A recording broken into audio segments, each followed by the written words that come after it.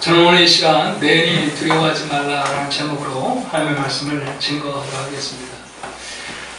요즘 신종 코로나 바이러스 때문에 전 세계가 공포에 사로잡혀 있습니다.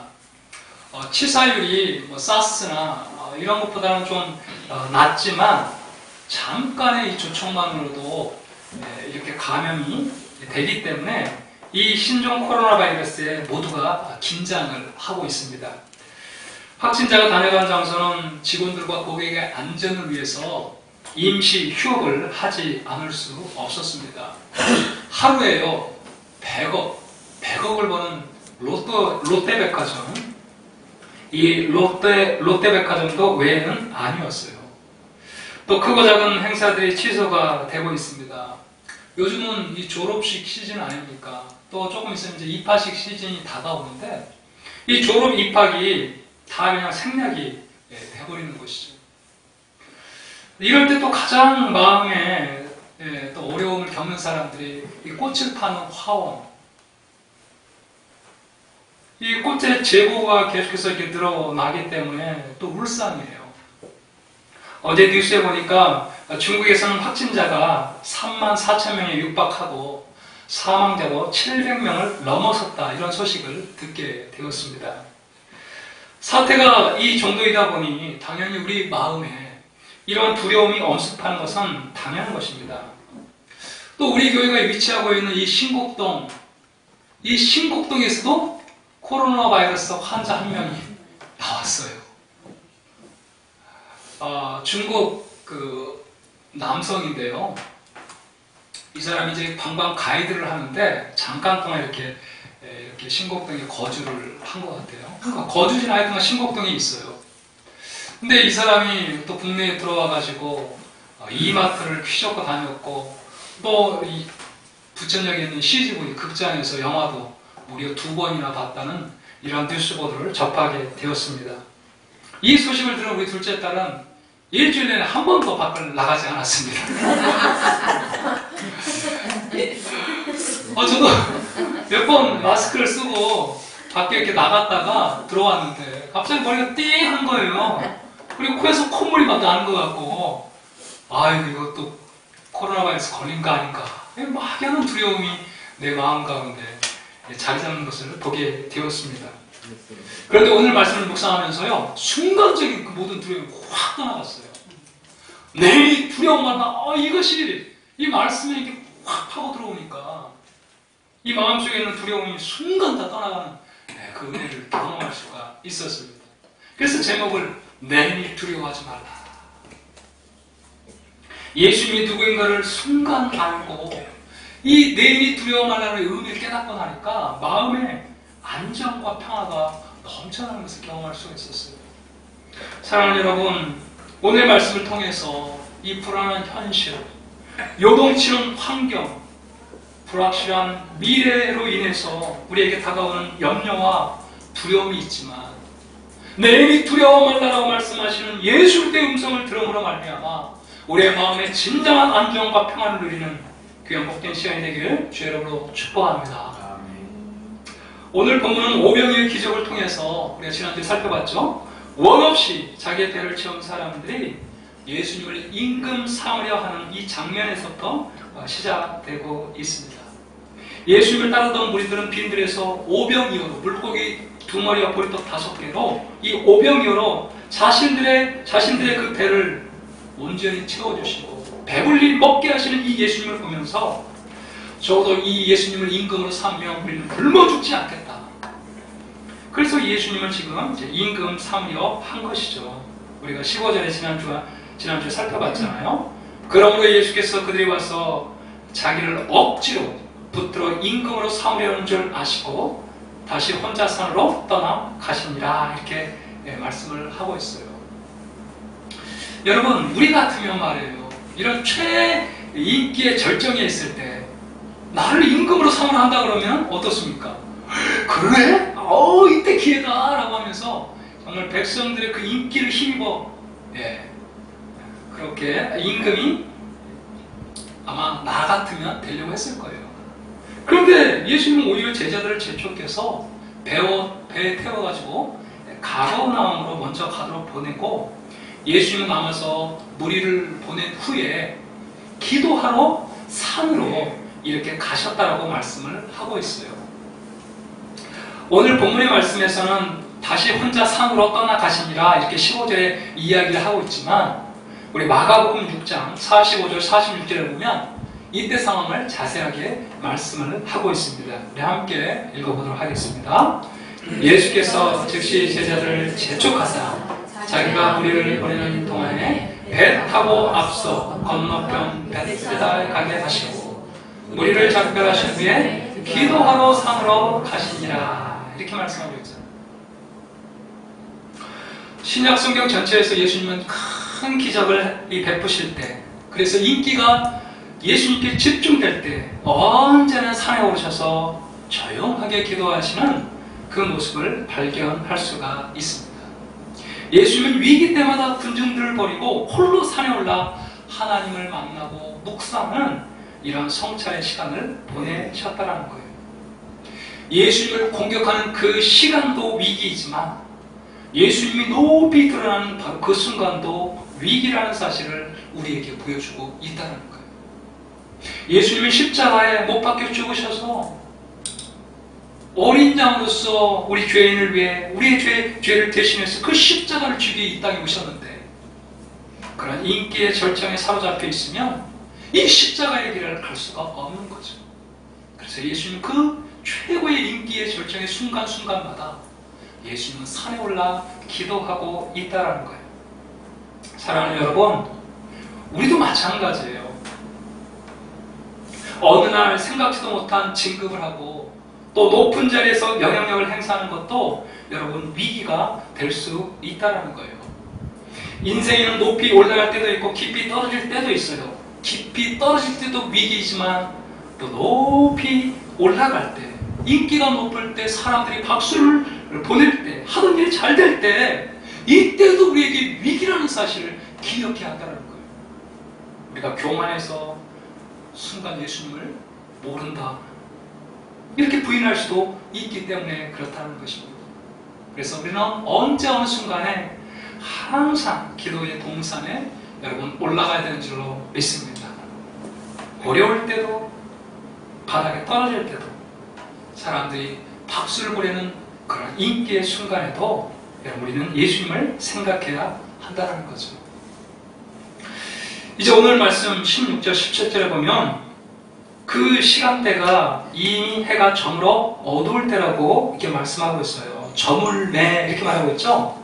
제자들이 바다에 내려가서 자 이때 이 저물 때는 이제 석양이 저물 때를 말하는 거예요. 그런데 17절 보니까 배를 타고 바다를 건너 가버나움으로 가는데 이미 어두웠어요. 지금은 이제 완전히 어두워 깜깜한 밤이 되었어요. 그런데 예수는 아직 그들에게 오시지 아니하였다 이렇게 말씀하고 있습니다. 그리고 왜 예수님이 오시지 않았죠? 기도하러 산에 올라가셔서 계속해서 예수님 지금 기도하고 있었던 거예요. 이제 제자들은 예수님의 말씀에 순종해서 배를 타고 가버나움으로 나아갑니다. 그런데 배를 타고 갈릴리 바다를 항해해서 가버나움으로 가던 중에 갑자기 큰 바람이 불어가지고 파도가 일어나기 시작했다는 거예요.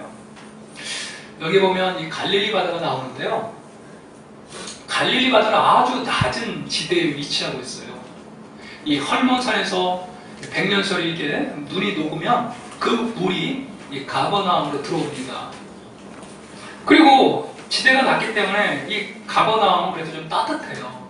그런데 이 헐몬산에서 낮은 그러한 기온이 이렇게 내려오고 갈릴리 바다에 이 물이 데펴져 가지고 이렇게 따뜻한 공기가 올라오잖아요. 그래서 이 기압차가 생기는 거죠. 그래서 이 기압차에 의해서 갑자기 큰 바람이 이렇게 불게 되는데 그 바람 때문에 파도가 이렇게 일어나게 된다는 거예요. 무려 어떨 때는 2m 높이까지 파도가 친다고 합니다. 그러니까 얼마나 높은 파도인지 아시겠죠? 이 바람이 그슬려 파도가 막 치고 있으니까 제자들이 앞으로 나아갈 수가 없는 거예요. 그래서 19절에 보니까 제자들이 노를 저 10여리쯤 가다가 여러분 우리가 생각해보면 석양이 질 때가 한 7시에서 8시까지 잤다고 한번 해보세요. 그런데 우리가 이 마가복음에 의하면 예수님이 그들에게 걸어오는, 이 바다 위로 걸어오는 시간이 밤 사경이라고 해서 사경. 이 사경은 새벽 3시에서 6시 사이를 말해요. 그러니까 무려 7 내지 8시간 계속해서 노를 젓는데 몇 킬로 갔어요? 10여리를 갔다. 10여리. 오늘 말씀해 보니까 10여리쯤 가다가 심리가 4km니까 4km밖에 못 간 거예요. 이 갈릴리 바다가 여기에서부터 여기 끝까지 10km 정도가 된다 그래요. 동서가. 그러니까 절반도 지금 못 온 거예요. 절반도. 왜 그렇죠? 풍랑 때문에. 파도가 높이 일어가지고 이 바람이 하도 부니까 이 맞바람에 아무리 노를 져도 여러분 한계가 있잖아요. 너무너무 힘든 거죠. 제가 그 한강에 라이더 자전거를 타고 한강을 가는데 내려갈 때는 뭐 바람이 뒤에서 부니까 너무 신나게 내려갔어요. 근데 집으로 돌아올 때 얼마나 힘든지 자전거를 그냥 내버려 두고 오고 싶더라고요. 너무 힘들어가지고. 그 정도로 맞바람이 불면 아무리 노를 줘도 나갈 수가 없는 거예요. 여러분, 예수님이 가라고 말씀하셨잖아요. 예수님이 먼저 배를 타고 가버나움으로 가라고 말씀하셨잖아요. 여러분, 우리 기억해야 됩니다. 첫 번째, 주님의 명령을 따라 가는 길에도 인생의 풍랑은 다가온다라는 거예요. 지금 제자들은 분명 주님의 명령에 순종해서 가버나움으로 가고 있지 않습니까? 그런데 지금 그 길에 큰 바람이 불어가지고 파도가 지금 일어나고 있다는 거예요. 이것 때문에 앞으로 나아가지 못한, 그리고 굉장히 목숨의 위협까지도 느낄 수밖에 없는 그런 긴박한 상황에 직면하고 있다는 거예요. 우리가 생각할 때는 예수님 말씀에 순종하며 가면 다 하는 일들 잘 되고 막 만사가 형통하고 그럴 것 같은데, 여러분, 신앙의 길에는 이 풍랑 외가 아니라는 거예요. 출애굽기 5장 23절에 보면 내가 바로에게 들어가서 주의 이름으로 말한 후로부터 그가 이 백성을 더 학대하며 주께서도 주의 백성을 구원하지 아니하시나이다. 모세가 떨기나무에서 하나님을 만나고 하나님의 명령을 따라서 바로에게 가가지고 내 백성을 보내라 딱 했는데, 오히려 바로가 이 말을 듣고 이스라엘 백성들 더 학대하고, 그리고 하나님께서도 빨리 이 백성을 구원해내야 되는데 이 구원하지 않는 현실을 직면하게 됐다라는 거예요. 사랑하는 성도 여러분, 우리는 분명히 이것을 기억해야 한다는 거죠. 우리 주님을 따라간다고 다 일이 잘 풀리고 우리가 원하는 대로 다 만사 형통하는 것이 아니라는 것입니다. 주님을 따르는 길에도 우리가 전혀 예기치 않았던 고난과 역경을 만나게 된다는 거예요. 믿음이 좋다고 이것이 예의가 될 수가 없고요. 기도를 많이 해도 위기는 온다는 거예요. 집에서든지 교회에서든지 직장에서든지 우리는 원하지 않는 사고나 사건을 겪게 된다는 것입니다. 큰 병을 얻어 병원에 입원하든지, 가정 불화로 때로는 우울증을 경험하기도 해요. 어떤 사람은 잘 다니던 직장을 잃기도 하고요. 어떤 사람은 사업에 실패하기도 합니다. 예수 믿는다고 해서 우리 자녀들이 막 대학에 다 합격하고 이러는 게 아니고, 대학 입시에 여러분 떨어질 수도 있다는 거예요. 내가 예수 믿기 때문에 항상 하나님이 나를 지켜주셔서 교통사고 당하지 않는 것이 아니고, 때론 교통사고로 큰 고통을 여러분 겪기도 한다라는 것입니다. 이런 풍랑 앞에서 당연히 우리는 두려워할 수밖에 없다라는 거예요. 그러나 여러분, 우리가 기억해야 돼요. 주님은 분명히 말씀하셨어요. 우리 요한복음 16장 33절에서 우리 한번 같이 이 말씀을 읽어봅시다. 시작. 이것을 너희에게 이르는 것은 너희로 내 안에서 평안을 누리게 하여 하라. 세상에서는 너희가 환난을 당하나 담대하라. 내가 세상을 이기노라. 예수님은 분명히 말씀하셨어. 너희가 환난을 당할 거야. 그러나 담대해. 내가 세상을 이기었다. 그런데 여러분, 예수님의 말씀에 순종하여 나아갈 때 다가오는 여러 환난, 어려움을 너무 이상하게 여기지 말라라는 거예요. 그 환난에 대하여 너무 두려워하지 말아야 한다는 것입니다. 여러분, 왜 그렇습니까? 그러한 고난을 통해서 우리가 두려워하고 또 염려하면 할수록 이 두려움의, 이 염려의 감정의 폭이 더 증폭이 돼요. 증폭이. 그래서 성경은 두려워하지 말라라고 말씀하고 있어요. 실상 우리가 두려워하는 대부분의 것들은 실체가 없는 것들이에요. 대부분이 우리 마음속에 던져진 그릇된 허상일 수가 있다는 거예요.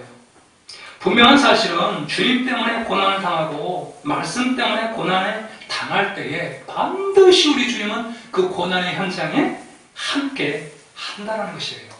여러분 믿습니까? 여러분 우리 두 번째 우리 제목을 한번 읽어봅시다. 시작. 우리가 겪고 있는 풍랑을 아시고 친히 평안의 현장에 오십니다. 아멘. 우리 마가복음 6장 48절에 보면 오늘 본문에서는 이것이 자세히 나오지 않았지만 이 배경을 말씀하고 있는 마가복음 6장 48절에서 이렇게 말하고 있어요. 바람이 거스름으로 제자들이 힘겹게 노 젓는 것을 보았다 그랬어요. 보시고 밤 사경쯤에 바다 위로 걸어서 그들에게 오사 지나가려고 하시네. 오늘 19절 말씀에서도 제자들이 노를 저어 시리얼쯤 가다가 예수께서 바다 위로 걸어 배에 가까이 오심을 보고 두려워했다 이렇게 말씀을 하고 있다는 거예요. 여러분 그렇습니다. 예수님은 이 광경을 다 보고 있어요. 힘겹게 노젓고 있는 제자들의 상황을 다 보고 있다는 거예요. 그리고 예수님은 가장 빠른 길을 택해 바다 위로 걸어서 이 제자들에게 오고 있다는 거예요. 그 위급한 상황, 인생의 풍랑을 만나 괴로워하고 있는 그들에게 예수님은 바다 위로 걸어서 오고 있다는 것입니다. 여러분, 예수님은 정말 우리의 형편, 처지를 아시고 우리에게 찾아오시는 분이세요. 때로는 말씀으로 찾아오십니다. 때로는 사랑으로 찾아오십니다. 때로는 환경을 통해서 하나님께서 우리를 찾아오세요. 비록 밤 사경쯤에 바다 위로 걸어서 제자들에게 왔지만 제자들이 원하는 때는 아니라 할지라도 하나님은 반드시 사람을 보내든지 환경을 통해서든지 말씀을 통해서든지 하나님은 오늘 또 우리를 찾아오신다는 사실이에요. 제가 우리 그 어성경에 이제 같이 사역을 했던 그 사람 중에 한 분 어려움이 있을 때 제가 그분을 이렇게 찾아갔는데요.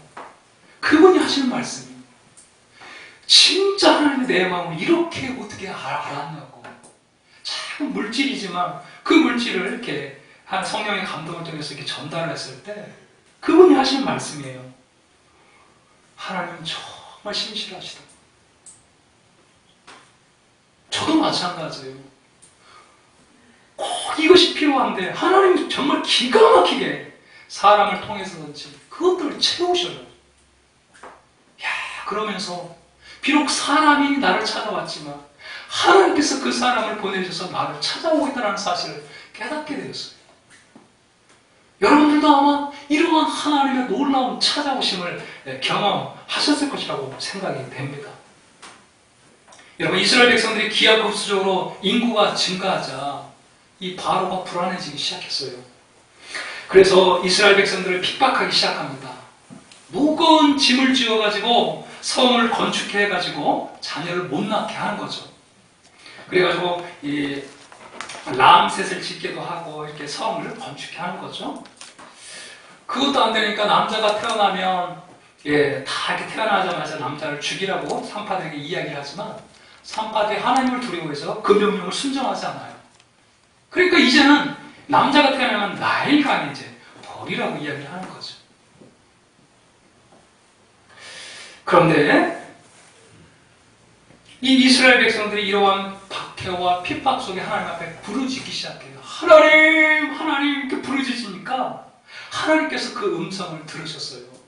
그리고 모세를 부르시고 모세를 그들에게 보내십니다. 모세를 보내시면서 하나님께서 이런 말씀을 하세요. 출애굽기 3장 7절 말씀 우리 한번 같이 읽어봅시다. 여호와께서 이르시되 내가 애굽에 있는 내 백성의 고통을 분명히 보고 그들이 그들의 감독자라 말하며 부르짖음을 듣고 그 근심을 알고, 하나님께서 보고 듣고 알았기 때문에 하나님이 이제 모세를 부르셔서 그들을 구원해내기 위해 모세를 애굽으로 보내고 있다는 거예요.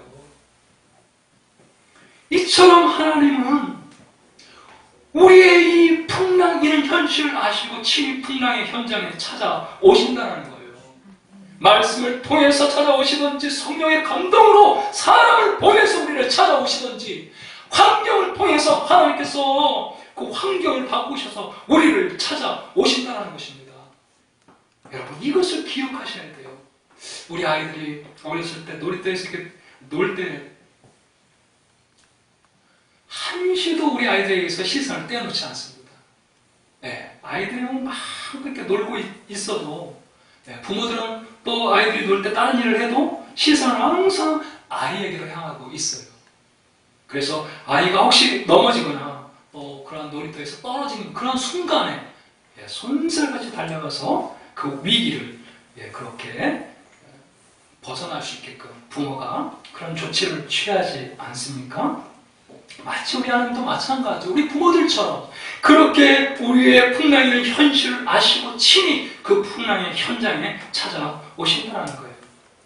여러분, 우리가 이것을 기억할 수 있기를 바랍니다. 이제 예수님께서 바다 위를 걸어 그 고통의 현장, 두려움의 현장에 가까이 이르렀지만 제자들은 그 예수님을 알아보지 못하고, 왜 사람의 형체가 바다 위로 뚜벅뚜벅 걸어오니까 당연히 유령인 줄 알았겠죠. 그래서 너무너무 마음에 두려움이 사로잡히기 시작한 거예요. 그때 예수님께서 말씀합니다. 우리 21절, 이 음성이 여러분에게 들릴 수 있기를 바랍니다. 20절이죠. 20절 우리 한번 같이 읽겠습니다. 이르시되 내니 두려워하지 말라 하신대. 아멘. 내니 두려워하지 말라 하신대. 그래서 이에 기뻐서 배로 영접하니까 배는 곧 그들이 가려는 땅에 이르렀다, 이렇게 말씀을 하고 있어요. 예수님은 자신을 내니라고 말씀하고 있어요. 내니. 이게 내니라는 말이 무슨 말일까요? 내니. 나야, 나야. 그죠? 여러분, 이 I am, 영어 성경어로는 I am이거든요. 그런데 이 내니라는 말은 그냥 우리가 흘려보내는 그런 말이 아니고요. 구약에서 보면 여호와 하나님을 일컬을 때 항상 내니 이렇게 표현을 하고 있어요. 출애굽기 3장에 보면 모세가 떨기나무 가운데서 하나님을 만나는 장면이 나오죠. 하나님을 만나고 나서 하나님께서 모세에게 내 백성 이스라엘을 출애굽시키라고 이렇게 이제 바로에게 가라고 말씀하세요. 그때 모세가 하나님께 말씀합니다. 만약 백성들이 누가 모세 너를 누가 보냈냐? 이렇게 묻는다고 한다면 내가 도대체 무엇이라고 대답해야 됩니까? 이렇게 모세가 다시 물어요. 그때 하나님께서 출애굽기 3장 14절에 나는 스스로 있는 자니라, 이렇게 하나님께서 자기 이름을 말씀해 주고 있어요. 이게 바로 네임이에요. 네임. I am who I am. 자, 그러니까 지금 예수님께서 내니 이렇게 이야기를 하는 말은 나다라는 말도 있지만 더 중요한 것은 육신을 입고 이 땅에 온 여호와 하나님이 바로 나다, 이렇게 이야기를 하는 거예요. 나다. 그러니 두려워하지 말라라는 거예요. 너희들이 그토록 섬기고 너희들이 그토록 예배하고 그토록 보기를 갈망했던 바로 그 여호와가 나다. 내니 두려워하지 말라, 이렇게 말씀하고 있어요. 여러분, 요한복음 6장에 나타난 이 오병이어의 표적을 자세히 보면요, 이 표적이 일어날 때가 6월절이었어요. 6월절 가까이 우리가 지난 시간 살펴봤잖아요. 4절에 마침 유대인의 명절인 6월절이 가까운지라 이렇게 말하고 있잖아요. 그리고 광야에서 모세가 40년 동안 만나를 먹인 사건을 예수님은 이 베세다 들녘 오병이어를 통해서 재현하고 있어요. 그뿐만 아니라 예수님께서 바다 위를 걸어서 지금 제자들에게 오셔서 제자들을 구하고 있는 이 현장은 홍해 사건을 말씀하고 있는 거죠. 구약의 홍해 사건을 연상케 하는 기적이에요. 200만이나 넘는 많은 이스라엘 백성들이 모세가 지팡이를 내밀 때 홍해가 쫙 갈라져 그 많은 땅으로 이스라엘 백성들이 건너가 구원을 받았던 것처럼 지금 예수님은 그 홍해와 같은 갈릴리 바다를 걸어서 제자들을 구원하고 있다는 거예요. 그러니까 지금 이 요한복음 6장에 나오고 있는 이러한 예수님의 기적들은 전부 다 출애굽기에 있는 내용을 재현하고 있는 그런 말씀이라는 거예요. 여러분, 이것은 무엇을 말씀하고 있습니까? 예수님이 바로 구약의 그 여호와라는 사실을 지금 이 사도 요한은 그의 청중들에게 바로 예수님이 그분이라는 것을 말씀해주고 있다라는 거예요. 여러분, 예수님은 육신을 입고 이 땅에 오신 하나님이세요. 우리가 그토록 갈망했던 그 하나님, 그 하나님이 육신을 입고 이 땅에 오셨다라는 거예요. 그래서 내니 두려워하지 말라는 거예요. 여러분, 이 예수 그리스도를 아는 것이 여러분 결국은 우리의 모든 삶의 공포가 떠나가는 줄로 믿습니다. 인생의 항해 과정에도 풍랑 한가운데서 배는 깨어져가고 물은 들어오고 아무리 노를 저어도 좀처럼 나아가지 못할 우리 인생의 때가 있지 않습니까? 정말 오늘날같이 불안한 현실, 요동치는 환경, 내일이 보이지 않는 이 불확실한 미래가 우리를 염려하게 해요. 그럴 때 여러분, 우리의 이 현실도 중요하지만 정말 우리가 예수님께 우리의 시선을 집중하다 보면 어느 순간 여러분 두려움은 사라지게 되어 있는 줄로 믿습니다. 주님에 대한 바른 지식이 모든 삶의 공포를 물리친다는 거예요. 예수님은 여호와 하나님이세요. 그리고 그 예수님은 지금도 살아계셔서 성령으로 우리와 함께 하고 있는 줄로 믿습니다. 여러분, 이 예수님을 기억하셔야 돼요. 자, 그때에 여러분 이 예수님을 이제 중요한 것은 우리의 상황에 영접해야 한다는 거예요. 세 번째 21절 말씀을 우리 다시 한번 읽어봅시다. 시작. 배로 영접하니 배는 곧 그들이 가려는 땅에 여러분 기뻐가지고 예수님의 배에 영접하니까 여러분 배는 곧 그들이 가려는 땅에 이르렀다는 거예요. 그들이 수고하고 아무리 노를 저어봐야 4km밖에 10여리밖에 가지 못했지만 예수님을 배로 딱 영접하는 순간 곧 그들이 가고자 하는 가버나움에 도달할 수 있었다는 거예요. 여러분, 이 곧이라는 낱말을 주목하세요. 우리 모든 그리스도인들은 인생의 항해에서 예수님을 우리의 항해사로, 선장으로, 캡틴으로 여러분 모셔드린 사람들인 줄로 믿습니다. 여러분의 인생 항해의 주인은 누구입니까? 분명한 사실은 우리 삶에 예수님을 주로 영접할 때 그때부터 예수님은 우리의 인생을 책임지신다는 사실이에요. 그래서 여러분, 우리가 가고자 하는 목적지에 곧 도착할 수 있도록 우리 예수님께서 우리 삶을 인도해 가실 줄로 믿습니다. 이 주님께 내 인생을 맡길 때 분명한 사실은 가장 안전하게 예수님은 천국에 이를 때까지 우리를 보호하고 지켜주실 거예요. 사랑하는 여러분, 여러분의 인생 항해에 진정한 캡틴, 선장은 여러분 누구입니까? 정말 예수님을 여러분의 삶 가운데 모셔드렸습니까?